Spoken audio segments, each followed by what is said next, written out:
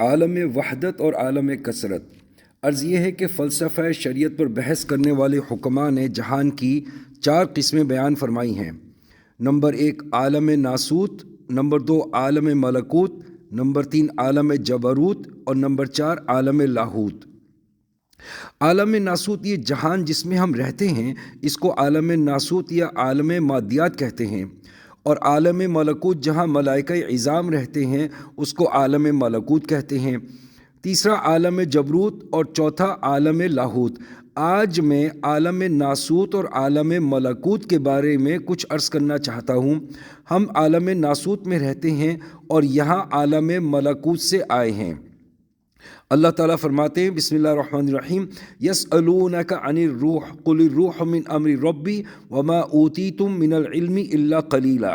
ترجمہ: اے محمد صلی اللہ علیہ وسلم، آپ روح کے متعلق آپ سے سوال کیا جاتا ہے، ان سے فرما دیجئے کہ روح میرے پروردگار کے امر کے حکم میں سے ہے اور نہیں دیا گیا تم کو علم مگر تھوڑا۔ روح عالم ملکوت سے آئی ہوئی ہے۔ میں ہمیشہ عرض کیا کرتا ہوں کہ حقیقت میں انسان روح کا نام ہے، اس گوشت پوست اور ہڈیوں کے ڈھانچے کا نام نہیں ہے۔ جسم انسان کا لفافہ ہے، کھانا پینا سونا وغیرہ یہ لفافے کی ضروریات ہیں۔ موت کے وقت یہ عقدہ حل ہو جاتا ہے۔ روح کو اللہ تعالیٰ نے اس ڈھانچے میں لا کر قید کر دیا۔ موت کا مطلب یہ ہے کہ روح کو اس قید سے آزاد کر دیا جائے گا، جیسے پرندے کو پنجرے سے آزاد کر دیا جاتا ہے تو وہ فوراً اڑ جاتا ہے۔ عالم ملکوت میں روح کا تعلق فقط اللہ تعالیٰ کی ذات سے تھا۔ اس تعلق میں ہم مخمور اور مست تھے۔ وہاں نہ ہمارا کوئی باپ، نہ کوئی ماں، نہ بہن، نہ بھائی۔ یہ ہمارے معاشرتی تعلقات ہیں، ماں باپ بہن بھائی وغیرہ سب سے ہمارا تعلق ہے، گویا کہ ہم عالم وحدت سے عالم کثرت میں آئے ہوئے ہیں۔ عالم وحدت میں فقط اللہ تعالیٰ سے تعلق تھا، عالم کثرت میں بظاہر بھی ہمارا تعلق ہوا، لیکن حقیقت میں فقط اللہ کے تعلق کی زیادہ ضرورت ہے، اور یہی اللہ تعالیٰ اور آپ صلی اللہ علیہ وسلم کا منشا ہے۔ یوم لا ينفع مال ولا بنون الا من اتى اللہ بقلب سلیم۔ اس میں اسی بات کا ذکر کیا گیا ہے۔ قلب سلیم یعنی سالم دل کا مطلب یہی ہے کہ اللہ کے سوا کسی سے تعلق نہ ہو، اور یہی انسان کا امتحان ہے۔ اسی میں کامیابی انسان کے کمال کی ہے۔ عالم وحدت میں نہ سبزی، نہ گوشت، نہ پھل، نہ روٹی، نہ پانی، نہ دوائی کی ضرورت ہوتی ہے، نہ بیوی اور نہ اولاد سے تعلق تھا۔ یہاں سب چیزوں کی ضرورت ہے اور سب سے محبت ہے۔ یہی امتحان ہے کہ دل میں اللہ کے سوا کسی کی محبت نہ رہے۔ اذان میں اسی چیز کی یاد 5 دفعہ تازہ کروائی جاتی ہے۔ اذان میں اول اور آخر اللہ اکبر کا یہی مطلب ہے کہ ہمارا اس جہان میں آنے سے پہلے فقط اللہ سے تعلق تھا، اس جہان سے رخصت ہونے کے بعد بھی فقط اسی سے تعلق ہوگا۔ درمیان میں حضرت صلی اللہ علیہ وسلم کے اسوہ حسنہ کو پیش نظر رکھ کے دروازہ الہی پر آنے کی دعوت ہے۔ یہی مسلمان کا پروگرام زندگی ہے اور یہی اسلام کا خلاصہ ہے۔ اس کے بعد حی علی الفلاح میں بتا دیا گیا کہ نتیجہ فلاح یعنی امتحان میں کامیابی ہوگی۔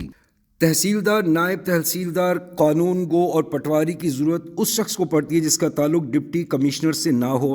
جس کا تعلق براہ راست ڈپٹی کمشنر سے ہوگا اس کو ان کے ہاں جانے کی کیا ضرورت ہے؟ ڈپٹی کمشنر خود ہی ان سے کہہ کر کام کرا دے گا۔ اسی طرح جس کا کمشنر سے تعلق ہے اس کو ڈپٹی کمشنر سے کہنے کی کیا ضرورت ہے؟ وزیر اعلیٰ کے ملنے والے کو کمشنر کا ممنون ہونے کی ضرورت نہیں۔ جس کا گورنر سے تعلق ہوگا وہ ان سب سے ہی بے نیاز ہوگا، اور جس کا تعلق خدا سے ہو اس کو کسی چھوٹے موٹے کی کیا ضرورت؟ حدیث شریف میں آتا ہے کہ نمازی نماز میں اپنے پروردگار سے سرگوشی کرتا ہے۔ مناجات کے معنی سرگوشی ہیں۔ مستورات اور بچوں کو بھی گھروں میں اذان کی آواز پہنچ جاتی ہے۔ یہ اذان اسلام کا خلاصہ ہے، ہر مرد و زن اور بچے تک اس کی آواز پہنچ جاتی ہے۔ انبیاء علیہم السلام اور اولیاء کرام رحمہ اللہ علیہم اجمعین سب اللہ تعالیٰ کے مرحوم اور مغفور بندے ہیں، لیکن حاجت روائی کے لیے ہم فقط اللہ کا دروازہ کھٹکھٹائیں گے۔ حضور صلی اللہ علیہ وسلم کا ارشاد ہے کہ من احب للہ و ابغض للہ و اعطى للہ و منع للہ فقد استکمل الایمان۔ کہ جس نے اللہ کے لیے کسی سے محبت کی اور اللہ کے لیے دشمنی رکھی، اللہ کے لیے دیا اور اللہ کے لیے دینے سے روکا، پس تحقیق اس نے اپنا ایمان کامل کر لیا۔ تکمیل ایمان کے لیے حب اور بغض، عطا اور منع اللہ کے لیے مخصوص کرنے کو ضروری قرار دیا گیا ہے۔ اللہ تعالیٰ مجھے اور آپ کو اپنے تخلیق کا مقصد سمجھنے اور اس کو پورا کرنے کی توفیق عطا فرمائے۔ اس کے لیے صحبت کی ضرورت ہے۔ عربوں کی اسلام سے پہلے کیا حالت تھی؟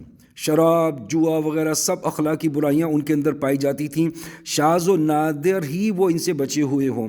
جب صدیق اکبر رضی اللہ تعالی عنہ اور حضرت ابو ذر غفاری رضی اللہ تعالی عنہ ان میں سے ہیں، بعد میں اللہ تعالیٰ نے ان کو خیر امت کا لقب بھی عطا فرمایا۔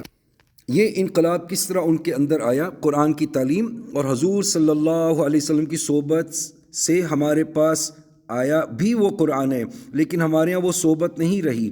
صحابہ کرام رضوان اللہ علیہم اجمعین کو جو صحبت نصیب تھی وہ تابعین رحمہ اللہ علیہم اجمعین کو نہ ملی، جو تابعین کو حاصل تھی وہ تبع تابعین کو نہ ملی، وہ اس سے محروم رہ گئے۔ صحبت کی کمی ہوتی آ رہی ہے۔ بعض جدید تعلیم یافتہ دین کی ریسرچ کرتے ہیں، ان کو علم ہے، وہ جانتے سب کچھ ہیں، مگر صحبت نہ ہونے کے باعث نہ صورت نہ سیرت نہ خال و خط، محبوب نامش نہادن غلط۔ اول تو صحبت ہی نہیں رہی، اگر مل جائے تو ہر شخص کو اس سے فائدہ اٹھانے کی توفیق نہیں ملتی۔ صحبت سے ہر شخص اپنی استعداد کے مطابق فائدہ اٹھاتا ہے۔